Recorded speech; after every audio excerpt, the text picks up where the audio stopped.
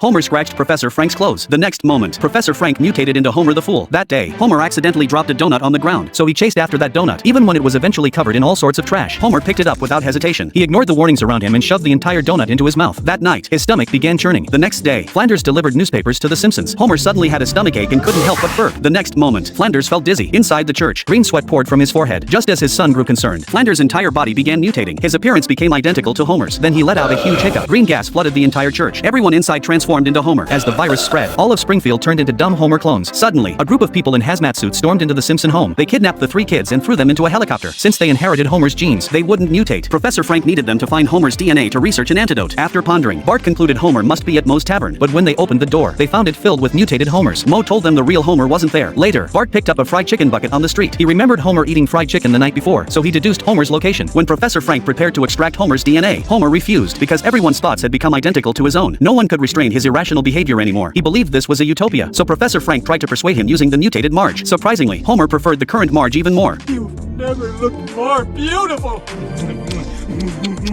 Scooch over, gorgeous. When we get home, let's you and I bump muzzles.